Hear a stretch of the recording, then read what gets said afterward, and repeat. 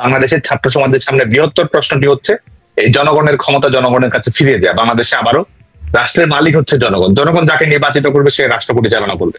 তো আজকে যারা বাংলাদেশের ক্ষমতায় আছে তারা তো বাংলাদেশের জনগণের প্রতিনিধিত্ব করে না, কোনো সাংবিধানিক ধারাবাহিকতা, কোনো আইনের শাসন, কোনো কিছু মেনেই তো তারা ক্ষমতায় আসেনি। তো সে কারণে বাংলাদেশের গণতন্ত্রের সংকটটি আমাদের কাছে সবচেয়ে বড় জরুরি বিষয়, যে কারণে আমরা চেষ্টা করছি বৃহত্তর ছাত্র জনতার ঐক্য গড়ে তোলার মাধ্যমে আমাদের গণতন্ত্র পুনরুদ্ধার করা, গণতান্ত্রিক বাংলাদেশ এবং মুক্তিযুদ্ধের বাংলাদেশ এই সংগ্রামকে এগিয়ে নিয়ে যাওয়া। আমরা সে জায়গাতে সবচেয়ে বেশি গুরুত্ব দিচ্ছি। তরুণদের নেতৃত্বকে আওয়ামী লীগ কিভাবে দেখে, কিভাবে মূল্যায়ন করবে? আওয়ামী লীগ তো সবসময় তারুণ্যদীপ্ত দলই, এবং এই দলটি আপনি বিশেষ করে বিগত 16 বছরের রাষ্ট্র পরিচালনা শেখ হাসিনার নেতৃত্বে যেটি হয়েছে, তরুণদেরকে কেন্দ্র করে তো আওয়ামী লীগ রাষ্ট্র পরিচালনা করেছে। এবং আওয়ামী লীগের রাষ্ট্র পরিচালনার মূল যে স্বপ্নটি জনগণের মাঝে ছড়িয়ে দিয়েছে, যে ডিজিটাল বাংলাদেশের ধারণা, স্মার্ট বাংলাদেশের ধারণা, প্রযুক্তির ধারণা, ক্ষমতায়নের ধারণা, প্রত্যেকটি তো তরুণদেরকে কেন্দ্র করি। এবং আমাদের সরকারি চাকরি ব্যবস্থায় মেধাবী নিয়োগ প্রক্রিয়া, দক্ষতা ভিত্তিক নিয়োগ প্রক্রিয়া, এবং যেটির কারণে ছেলে মেয়েদের সরকারি চাকরির প্রতি আগ্রহ বেড়েছে, বেসরকারি খাত উন্মুক্ত থেকেছে, এটি তো আওয়ামী লীগ সরকারই করেছে। এবং আমি বর্তমান সময়ে মনে করি যে বাংলাদেশের সংকটটি, আবারও বলছি, বাংলাদেশের সংকটটি শুধুমাত্র আওয়ামী লীগের সংকট নয়, এটা আমাদের গণতন্ত্রের সংকট, এটা আমাদের একটি জাতীয় সংকট। এবং এই সংগ্রামে আওয়ামী লীগ নেতৃত্ব দিচ্ছে, আওয়ামী লীগ নেতৃত্ব দেবে। এবং বিশেষ করে শেখ হাসিনা, এক্ষেত্রে আমি মনে করি যে আমাদের তরুণদের ভাষা শেখ হাসিনা করেছেন, এবং শেখ হাসিনা এখানে গণতান্ত্রিক আন্দোলনের প্রতীকে পরিণত হয়েছেন। আপনি দেখুন, তারা শেখ হাসিনাকে অপ্রাসঙ্গিক করে দিতে যাচ্ছে, রাষ্ট্রকে ব্যবহার করছে, সরকারকে ব্যবহার করছে, বিলিয়ন ডলারের কোটি ডলারের প্রজেক্ট তারা ব্যবহার করছে, কিন্তু শেখ হাসিনা মানুষের কাছে আরো বেশি মূর্তিমান হয়ে উঠছে, আরো বেশি প্রাসঙ্গিক হয়ে উঠছেন, আরো বেশি ভালোবাসার কারণ হয়ে উঠছে। এবং আমি বিশ্বাস করি যে আমাদের এই তরুণরাই নেতৃত্ব দেবে শেখ হাসিনার নেতৃত্বে চলমান গণতন্ত্রের পুনরুদ্ধারের আন্দোলনে, তরুণরাই নেতৃত্ব দেবে। এবং বাংলাদেশের তারুণ্য সেটি করেছে, বাংলাদেশের তারুণ্য ইয়াহিয়াকেও হটিয়েছে, বাংলাদেশের তারুণ্য ইউনূসকেও হটাবে। এবং এটির মাধ্যমে মানুষের যে অধিকার রয়েছে রাষ্ট্রের উপরে, সেই রাষ্ট্রের উপরে জনগণের কর্তৃত্ব তারা প্রতিষ্ঠিত করবে বলে আমি মনে করি। আর দ্বিতীয়, আপনি যে প্রসঙ্গটি বলেছেন, আমাদের যে লড়াইটা, আমাদের লড়াইটা একটু রাজনৈতিক লড়াই। এবং এই জুলাই আগস্টের আওয়ামী লীগ কিংবা বাংলাদেশ ছাত্রলীগ, আমরা একটা মূল্যবোধে বিশ্বাস করি, এটা গণতান্ত্রিক সমাজ, শুধুমাত্র ক্ষমতায় যাওয়া, ক্ষমতায় থাকা, ক্ষমতার পট পরিবর্তন এটি তো নয়। আমরা তো রাষ্ট্র নিয়ে আমাদের একটা স্বপ্ন রয়েছে, প্রত্যাশা রয়েছে।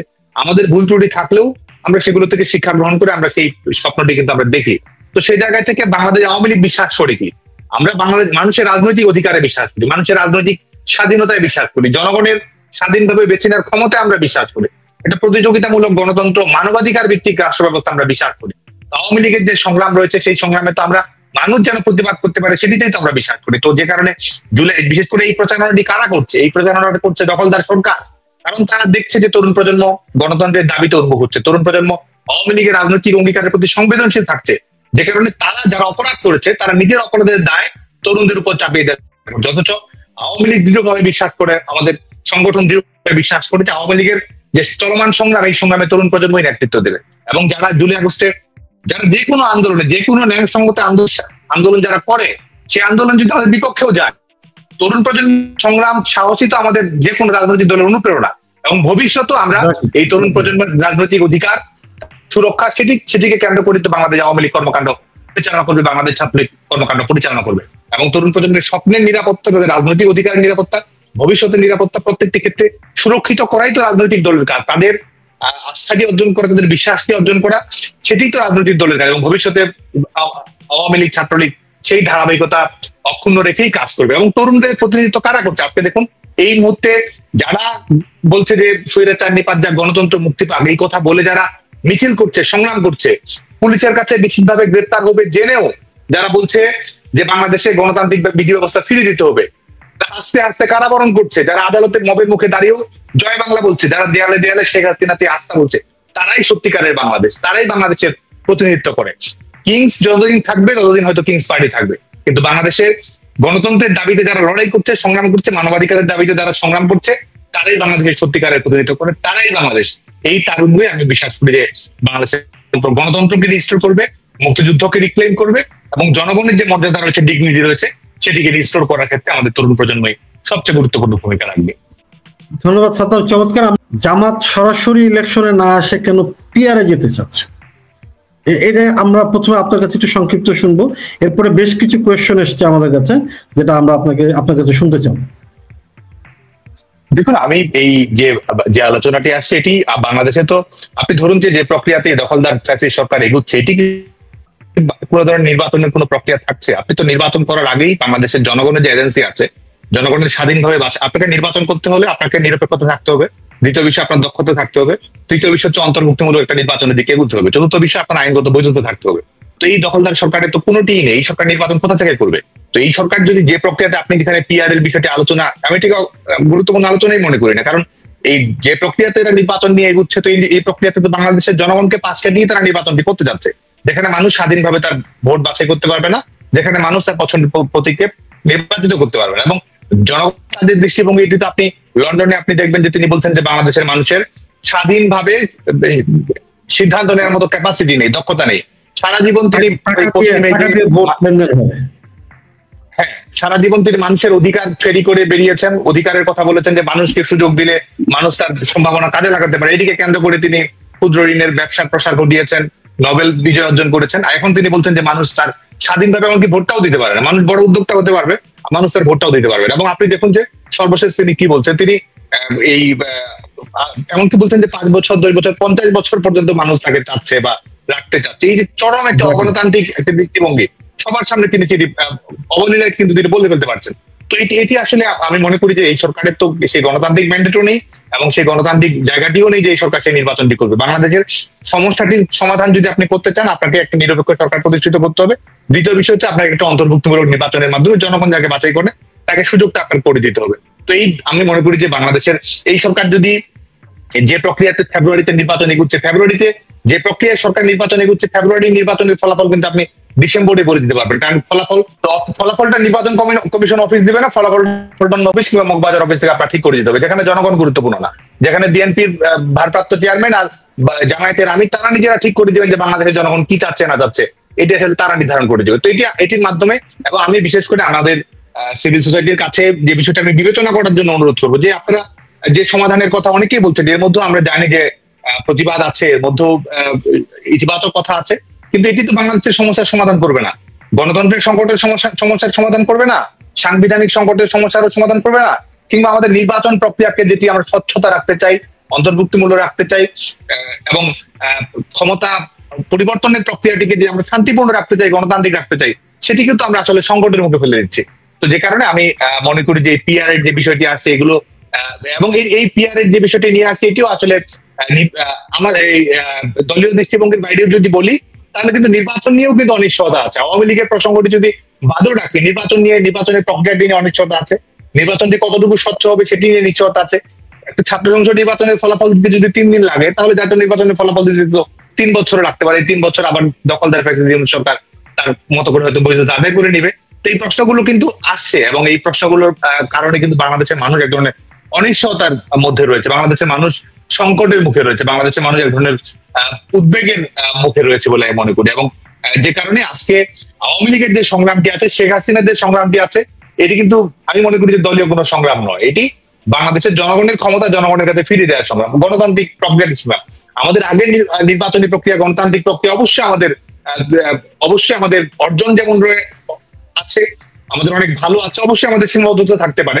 তো সেগুলো তো সমাধান করার জায়গায় রয়েছে, সেগুলো রাজনৈতিক আলাপ আলোচনার মাধ্যমে সেগুলো একটি সমাধানের দিকে জায়গা হতে পারে। কিন্তু আজকে এই দখলদার সরকার যে বিকল্পগুলো নিয়ে এগুচ্ছে, প্রত্যেকটি বিকল্পে বাংলাদেশের সংকটকে আসলে আরো অনেক বেশি আসলে ঘনীভূত করছে, আমাদের সমস্যাগুলো আসলে বাড়িয়ে তুলছে, বা আমাদের ডেমোক্রেটিক ট্রানজিশন যেটি প্রয়োজন।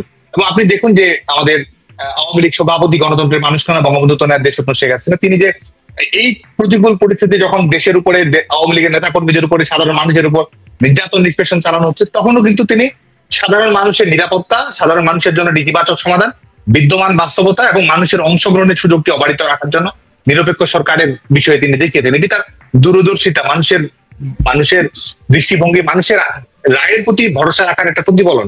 এটি কিন্তু গণতান্ত্রিক দৃষ্টিভঙ্গি, এটি কিন্তু এক ধরনের জনগণের যদি বন্দোবস্তের কথা বলেন, এটি জনগণের বন্দোবস্ত। আজকে বাংলাদেশের আপামর মানুষ কি চায়? আপামর মানুষ আওয়ামী লীগ না করতে পারে, আওয়ামী লীগকে সমর্থন নাও করতে পারে, কিন্তু আপামর মানুষ চায় একটা কম্পিটিটিভ ডেমোক্রেসি থাকবে, মানুষ তার রায় দিবে, তার একটা রিফ্লেকশন থাকবে। তো আজকে মানুষ যেটি রায় দিতে চায়, সেটি সেই রায়টি আপনার নেওয়ার সুযোগ, আপনি নির্বাচন হওয়ার আগে 50 ভাগের অধিক জনগোষ্ঠীর আপনি ভোটাধিকারই কেড়ে নিয়েছেন এক অর্থে বলতে গেলে। এবং যারা তারা আজকে ফ্যাসিস্ট বলে বেড়াচ্ছে, অথচ তারা আওয়ামী লীগকে নিষিদ্ধ করেছে। তারা আজকে আমাদেরকে অগণতান্ত্রিক বলছে, অথচ বাংলাদেশের বিচার বিভাগকে তারা নিয়ন্ত্রণ করছে, গণমাধ্যমকে তারা সম্পূর্ণভাবে নিয়ন্ত্রণ করছে, মানুষের প্রত্যেকটি অধিকার তারা কেড়ে নিচ্ছে। মিছিল করাও এক ধরনের ফৌজদারি অপরাধ আজকে বাংলাদেশের বাস্তবতা কিন্তু এসেছে। এবং আজকে আপনি কি বলবেন? আপনার একমাত্র স্বাধীনতা, আমরা বারবার বলি যে আপনার বাংলাদেশে থাকতে হলে একমাত্র স্বাধীনতা হচ্ছে সরকার সমর্থন করার স্বাধীনতা। এর বাইরে কোনো স্বাধীনতা আপনার নেই।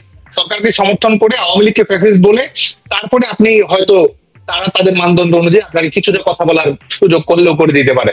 তো এই হচ্ছে বাংলাদেশের বাস্তবতা। বাংলাদেশ তো ফ্যাসিস্ট রাষ্ট্র ব্যবস্থার টেক্সট বুক এক্সাম্পলে পরিণত হয়েছে, এবং তারা মনে করছে যে তারা, আমি দৃঢ়তার সঙ্গে বলতে পারি, বাংলাদেশের শেষ পর্যন্ত বিশ্বাসটা মানুষের উপরই। সাধারণ মানুষ এটির বিরুদ্ধে ঘুরে দাঁড়াবে, সাধারণ মানুষই প্রতিরোধ গড়ে তুলবে। কারণ আজকে বাংলাদেশের সাধারণ মানুষের সংকটে রয়েছে। আজকে অভিভাবকেরা তার ছেলে মেয়ের চাকরি পাবে কিনা, ঠিক মতো লেখাপড়া করতে পারবে কিনা, বাবা মা তার মেয়ে যখন বাইরে যাচ্ছে সেটি নিয়ে সংকটে থাকতে, সমস্যার মধ্যে থাকছে। এবং আমাদের প্রত্যেকটি ক্ষেত্রে আমাদের বাংলাদেশের অর্থনৈতিক অবস্থা বলুন, সার্বভৌমত্ব বলুন, জাতীয় নিরাপত্তা বলুন, আমাদের দ্রব্যমূল্যের অবস্থা বলুন, স্বস্তি, নিরাপত্তা, আমাদের সাম্প্রদায়িক সম্প্রীতি, প্রত্যেকটি ক্ষেত্রেই কিন্তু বাংলাদেশ একটা বিপর্যয়ের সম্মুখীন হয়েছে। শুধুমাত্র ফ্যাসিস্ট রাষ্ট্র ব্যবস্থা বাংলাদেশে এসেছে তা না, বাংলাদেশ কিন্তু এক ধরনের ফেইল্ড, এক ধরনের ব্যর্থ রাষ্ট্র পরিণত হয়েছে। এমন একটি সরকার আছে যে সরকার এইচএসসি পরীক্ষা নিতে পারে না, এমন একটি সরকার আছে যে সরকারের আইন শৃঙ্খলা রক্ষাকারী বাহিনী কোনো দায়িত্ব পালন করতে পারে না। আইন শৃঙ্খলা রক্ষাকারী বাহিনীর দায়িত্বই বা পালন করবে কিভাবে? আপনি পুলিশ হত্যাকে বিচার করেছেন, আপনি ন্যায় বিচারের কথা বলছেন, অথচ আপনি নিজে ইন্ডেমনিটি দিয়েছেন, আপনি বলে দিয়েছেন আপনি জুলাই আগস্টে হত্যার বিচারের কথা বলছেন, অথচ জুলাই আগস্টে বিচার করার আগেই আপনি এক ধরনের দায় মুক্তি দিয়েছেন। আপনি বিচার বিভাগকে কি রায় দেবে না দেবে সেটা আপনি নির্ধারণ করে দিচ্ছেন। তো আমাদের নৈতিকতার সমস্ত মাপকাঠি, এমনকি এই সরকার নিজেরা যেটি বলছে তার মানদণ্ড যদি আপনি দেখেন, যে সমস্ত মানদণ্ড এরা অবলুপ্ত করেছে, সমস্ত ধরনের নৈতিক অধিকার, বৈধতা, আইনগত প্রত্যেকটি ক্ষেত্রে তারা ব্যর্থতার পরিচয় দিয়েছে। যেখানে আমি মনে করি যে মানুষ শেষ পর্যন্ত মানুষই শেষ কথা বলবে, জনগণই শেষ কথা বলবে, এবং আন্দোলন সংগ্রামের মধ্য দিয়ে একটা নিরপেক্ষ সরকারের প্রতিষ্ঠা করার মাধ্যমে আমাদের গণতান্ত্রিক প্রত্যাবর্তন ঘটাতে হবে। এটি ছাড়া আসলে আমাদের কোনো বিকল্প নেই, কোনো সমাধান নেই। ধন্যবাদ সাদ্দাম। আমাদের আরেকটা কোশ্চেন এসছে, এটা খুব ইম্পর্টেন্ট একটা কোশ্চেন। জামাতের নায়েবে আমির আব্দুল্লাহ মোহাম্মদ তাহের উনি দুটো উক্তি করেছেন। গত 18 সেপ্টেম্বর 2025 উনি উক্তি করলেন, জামাত দেশে ইসলামী শরিয়া কায়েম করবে না, জামাত ভারতের সঙ্গে সম্পর্ক করতে আগ্রহী। ঠিক 17 সেপ্টেম্বর, 9 দিন পরে উনি বললেন, এটা আমেরিকাতে একটা প্রোগ্রামে উনি বলেছেন, ভারতের বিরুদ্ধে 50 লক্ষ যুবক যুদ্ধ করবে, তখন আমরা হব প্রকৃত মুক্তিযোদ্ধা। আর লাস্ট একটা জিনিস আপনার নজরে আনছে, সেটা হচ্ছে দেশ টিভিতে একজন জামাতের সিনিয়র নেতা বললেন যে ক্ষমতায় গেলে মেয়েরা শুধু মেয়েদের সামনে নাচতে পারবে। তো এই যে পুরো জিনিসটা, মোরাল পুলিশিং এর কথা আপনি বললেন, জামাতের এই দ্বিচারিতার কথা আপনি বললেন, আপনি এই মোরাল পুলিশিং এর সাথে এদের তাহেরের যে কথাটা, আপনি এটাকে কিভাবে দেখছেন?